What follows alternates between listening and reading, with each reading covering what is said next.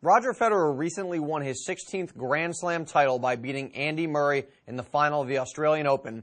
And in this video, we're going to talk about why Federer beat Murray so handily, why this match wasn't nearly as close as many expected.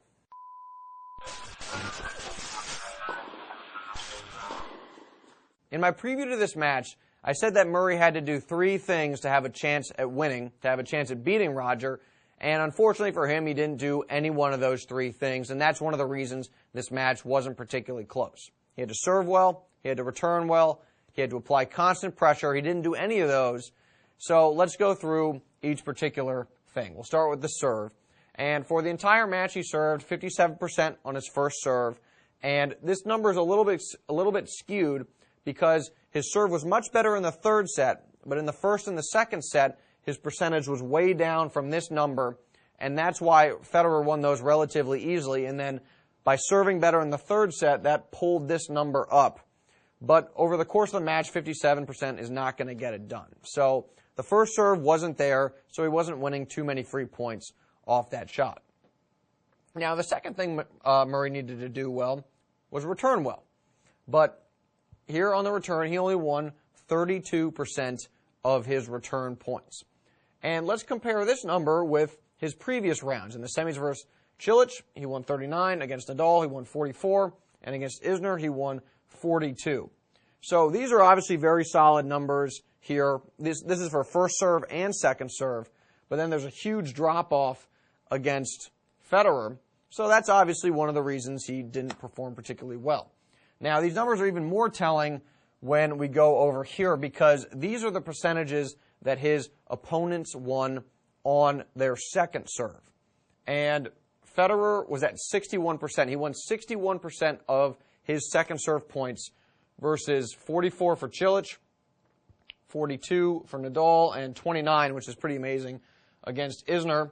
And that's why the 61% gets the lull with a Z, the lulls, because this number is unbelievably high. And this is a huge reason why Murray had difficulty getting his teeth into Fed's service game, and ultimately one of the main factors in why he lost this match. Now, the final element, pressure. Well, I said in my previous video that Murray had to apply constant pressure over the course of a match. He could do that by standing up and taking away Federer's time, a la Davydenko. He could take big cuts when he had a look, and he didn't do that either. So what did start to happen in the third set was you had Murray taking bigger shots when he got an opportunity, and that's what narrowed the gap there and gave you that epic third set breaker. But certainly in the first two sets, he was way too passive, and he allowed Federer to get into a groove, find his range, and play, obviously, at the high level that he played at. So Murray reverted back to that passive style we sometimes see him play. And like I said before, that's not going to get it done against Federer. Federer loses to guys who take it to him some way, who apply constant pressure in the majors. And beating Federer in a best-of-3, not the same. The passive style might work a little bit better there in a major when Federer is really locked in, really focused, obviously wants to win more so than maybe some of the smaller tournaments. That's not going to get it done.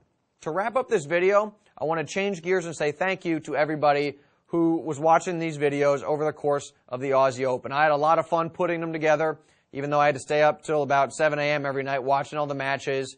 And we had an especially good time with the live webcast we did for the men's final. That was me, Ian Westerman, and my partner Adam. And we really enjoyed that. I hope you guys, those who tuned in, enjoyed it as well. We plan on doing it in the future. So please leave us some feedback on the webcast if you saw it, or just these match previews and everything. Tell us what you think in the comments, what worked, what didn't work, and so on. And the final thing I want to say is for all those people who participated in the predicting of the scores, first of all, thank you. And second of all, I'm in the process of emailing, going through all the comments, figuring out who got the closest. So you should be hearing from me in the next few days if you won. And we will certainly be doing stuff like that in the future. So once again, thanks a lot for watching these videos. We really enjoyed putting them together, and we look forward to doing it in the future. Want to know the secret to Roger Federer's forehand? Click the link in the description and sign up for our 100% free course.